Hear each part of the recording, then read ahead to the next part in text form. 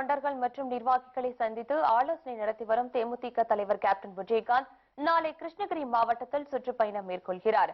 உங்களுடன் நான் என்ற நிகழ்ச்சியின் மூலம் தமிழகம் முழுவதும் சுற்றுப்பயணம் மேற்கொண்டு வரும் தேமுதிக தலைவர் கேப்டன் விஜயகாந்த் அதன்படி வருகின்ற 26 கோயம்புத்தூரில் தனது பயணத்தை தொடங்கினார்.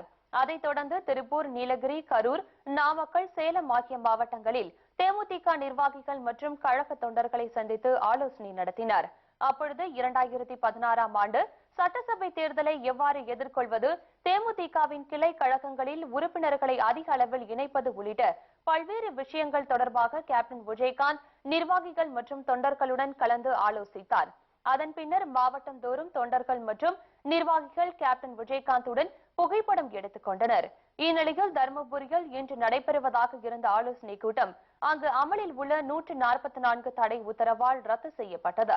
இதைத் தொடர்ந்து ஜூலை 2ஆம் தேதியான நாளை கிருஷ்ணகிரியிலும் வழக்கம் போல் தொண்டர்களையும் கழக நிர்வாகிகளையும் கேப்டன் விஜயகாந்த் சந்தித்து ஆலோசனை நடத்துகிறார். ஜூலை 3ஆம் தேதி வேலூர் மத்திய மாவட்டம், வேலூர் கிழக்கு மற்றும் மேற்கு மாவட்டங்களிலும், ஜூலை 4ஆம் தேதி திருவண்ணாமலை வடக்கு மற்றும் தெற்கு ஆகிய மாவட்டங்களில் கேப்டன் சுற்றுப்பயணம் மேற்கொள்கிறார்.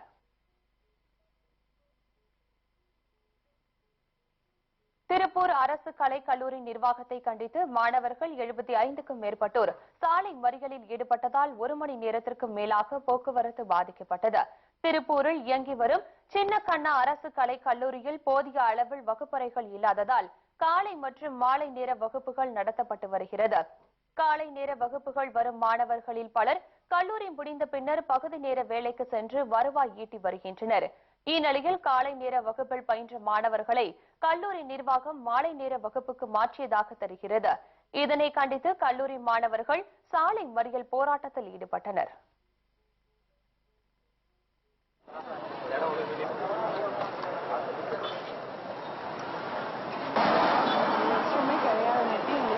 காலையில இருந்து மதியம் மாத்திட்டாங்க. நாங்க இங்க இருக்கிறவங்க எல்லாருமே ஏழை குடும்பத்தர் தான். எல்லாருமே பார்ட் டைம் ஜாப் போயிட்டு இருக்கிறவங்க தான். இப்ப டைம் மாத்தினங்காட்டி எங்களால் பார்ட் டைம் ஜாப்பு போக முடியல, ஒன்னும் பண்ண முடியல. பார்ட் டைம் ஜாப் போனாலும் எங்களுக்கு வேலைக்கு வேணான்னு சொல்லிடுறாங்க. இதுங்காட்டி நிறைய பேர்த்தினால வேலையே போயிருச்சு. எங்க அம்மா அப்பாங்க எல்லாரும் எங்களுக்கு கஷ்டப்பட்டு தான் படிக்க வைக்கிறாங்க. எங்களுக்கு காலையில் மாத்தி தரணும், அதுக்காண்டிதான் இங்க ரோட்ல உட்காந்துருக்கோம். கல்லூரி முடிந்து பிற்பகலில் பகுதி நேர வேலைக்கு செல்வதன் மூலம் கிடைக்கும் வருவாய் தங்களுக்கு படிப்புக்கும் குடும்பத்திற்கும் உதவிகரமாய் இருந்ததாக மாணவர்கள் மாலை நேர வகுப்புக்கு தங்களை மாற்றினால் தங்களது வருவாய் பாதிக்கப்படும் என தெரிவிக்கின்றனர்.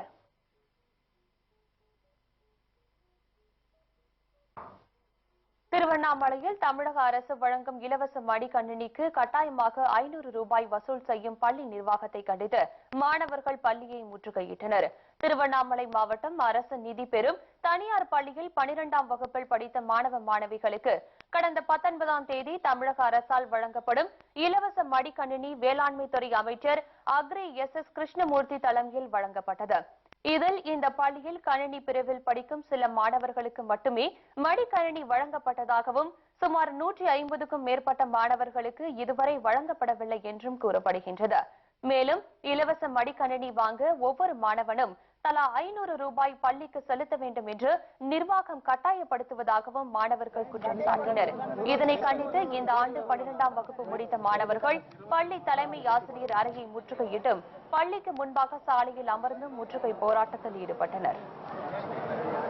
2014 படிச்ச மாணவர்கள் பண்றது, ஆனா பாதி பேர் கொடுத்துட்டாங்க. மினிஸ்டர் தான் வந்து கொடுத்தாரு, ஆனா மீதி பசங்க கொடுக்க மாட்டேன்னு சொல்றாங்க. கேட்டதுக்கு நாங்க இப்ப தருவோம் அப்ப தருவோம், சிஓ ஆர்டரு அப்படின்னு சொல்லிட்டு படிவத்தெல்லாம் காமிக்கிறாங்க. ஆனா இது வரைக்கும் யாருக்கும் கொடுத்த பாடு இல்ல.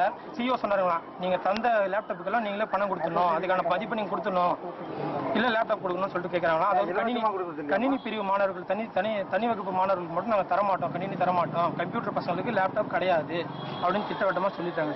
சலுகைகள் எதுவுமே வரல. பட் சைக்கிள் புக்ஸ் எல்லாம் ஃப்ரீயா இருக்கும். பட் லேப்டாப் கேட்க சொல்ல வந்து லேப்டாப் தர மாட்டாங்க. பட் ஆனா இஷ்யூ பண்ண டேட் சைன் மட்டும் பண்ணிருக்காங்க. ஆனா பட் எங்களுக்கு எப்ப தர இது குறித்து பள்ளி தலைமை ஆசிரியரிடம் கேட்டபோது சுயநிதி பிரிவில் உள்ள மாணவர்களுக்கு வழங்கக்கூடாது என்றும், அப்படியே வழங்கினால் அதற்குரிய தொகையை பள்ளி நிர்வாகம் அரசுக்கு வழங்க வேண்டும் என்றும் பள்ளி கல்வித்துறையின் சார்பில் சுற்றறிக்கை வந்துள்ளதால் இந்த பிரிவு மாணவர்களுக்கு இலவச மடிக்கணினி வழங்க முடியாது என்று பள்ளி தரப்பில் தெரிவிக்கப்பட்டுள்ளது.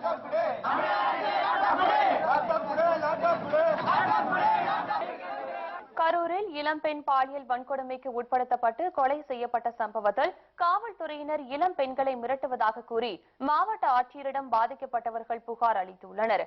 கரூர் மாவட்டம் கிருஷ்ணராயபுரம் தாலுகாவிற்கு உட்பட்ட பிச்சம்பட்டி கிராமத்தில் கடந்த 23ஆம் தேதி வினிதா என்ற இளம்பெண் பாலியல் வன்கொடுமைக்கு உட்படுத்தப்பட்டு கொலை செய்யப்பட்டார். வினிதா கொலையில் தொடர்புடைய நபர்களை பிடிப்பிக்க முடியாமல் திரும்பி வரும் காவல்துறையினர் வினிதாவுடன் பணியாற்றிய இளம் பெண்களிடம் விசாரணை என்ற பெயரில் இரவு பகல் பாராமல் தொந்தரவு செய்வதாக கூறப்படுகின்றது. காவல்துறையின் தொடர் விசாரணையால் தாங்கள் மிகுந்த மன உளைச்சலுக்கு ஆளாகியுள்ளதாக கூறி கரூர் மாவட்ட ஆட்சியர் ஜெயந்தியிடம் பாதிக்கப்பட்ட பெண்கள் புகார் மனு அளித்தனர். சம்பந்தப்பட்ட பையனை நாங்க சொல்லிட்டோம் சார், இந்த மாதிரி. ஆனா அவங்களெல்லாம் விசாரிக்க மாட்டேங்கிறாங்க. அதெல்லாம் விட்டு போட்டு இவன் சீரியல் செய்வானு வந்து கேட்டா நாங்க சொல்லிட்டோம் சார். வீடு வரல எங்க கூட தான் வந்தான், அதுக்கப்புறம் எங்கேயும் அவன் போல, வீட்டுல தான் இருந்தான்னு நாங்க சொல்றோம். சம்மந்தமே பட்ட பையனை நாங்க சொல்லிட்டு சம்மந்தமே இல்லாத பையன் அவன் செய்வானான்னு கேட்டா எங்களுக்கு தான் சார் தெரியும். அவனு எதுக்கு அத்தை பையன் தான் சார், எங்க கூட தான் வந்தா. அந்த பொண்ணு முன்னாடியே வந்துருச்சு, நாங்க பின்னாடி தான் வந்தோம். எதுக்கு இல்லை, நாங்க கூடவும் வரல, பேசுறதும் இல்ல. இந்த இதுக்காக எங்களை போட்டு மிரட்டிட்டு இருக்காங்க சார். இந்த பொண்ணு சொல்லு இவங்களே சொல்றாங்க. இவங்க யாரும் சொல்லு, நாங்க போய் அங்கேயும் சொல்லிக்கிறோம். அது ஆளு தெரியாம இவங்களுக்கு தெரியுதானே சார். இவங்க ஒண்ணுமே இத்தனை நாள் இறந்து போன பொண்ணு பேசாம போயிடுச்சு. இத்தனை நாள் ஆயிடுச்சு, ஒண்ணுமே எங்களெல்லாம் போட்டு டார்ச்சர் பண்ணிட்டு இருக்காங்க. கடந்த 23ஆம் தேதி கிருஷ்ணகிரியிலிருந்து கரூருக்கு பணிக்கு சென்று சைக்கிளில் வீடு திரும்பிய வினிதாவை மர்ம நபர்கள் பாலியல் வன்கொடுமைக்கு ஆளாக்கி படுகொலை செய்தது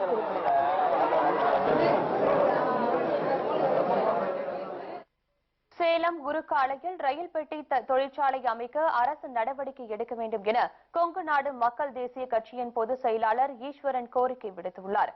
இதுகுறித்து சேலத்தில் பேசிய அவர், சேலம் உருக்கு ஆலையில் உற்பத்தி செய்யப்படும் எவர் சில்வர் தகடுகள் மற்ற மாநிலங்களில் ரயில் பெட்டிகள் தயாரிக்க பயன்படுகின்றன. சேலம் உருக்கு ஆலையில் காலியாக உள்ள 1800 ஏக்கர் நிலத்தில் ரயில்வே துறையின் ஒத்துழைப்போடு ரயில் பெட்டி தயாரிக்கும் தொழிற்சாலை துவங்க அரசு நடவடிக்கை எடுக்க வேண்டும் என ஈஸ்வரன் தெரிவித்துள்ளார்.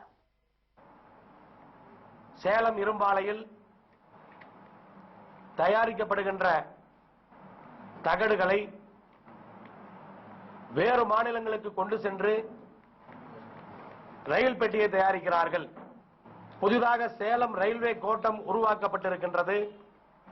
சேலம் இரும்பாலையில் இன்னும் 1800 ஏக்கர் நிலம் காலியாக இருக்கின்றது. அந்த 1800 ஏக்கர் நிலத்திலே ரயில் பெட்டி தயாரிக்கின்ற ஒரு தொழிற்சாலையை ரயில்வே துறையுடன் சேர்ந்து ஆரம்பித்தால் சேலம் உருக்காலை மிகவும் லாபத்தை ஈட்டுகின்ற ஒரு தொழிற்சாலையாக மாறும். தமிழகத்தில் உள்ள பால் உற்பத்தியாளர்கள் சங்கங்களை பேச்சுவார்த்தைக்கு அழைத்து அவர்களுக்கு கட்டுப்படியாகும் விலையை அரசு நிர்ணயம் செய்ய வேண்டும் எனவும் ஈஸ்வரன் வலியுறுத்தியுள்ளார். முன்னதாக சேலத்தில் நடைபெற்ற கொங்கு நாடு மக்கள் தேசிய கட்சியின் ஆலோசனைக் கூட்டத்தில் மாவட்ட நிர்வாகிகளுடன் ஈஸ்வரன் கலந்துரையாடினார். சிறிய இடைவேளைக்கு பிறகு மேலும் பல செய்திகளை காணலாம். தொடர்ந்து இணைந்திருங்கள் நமது கேப்டன் நியூஸ் தொலைக்காட்சி.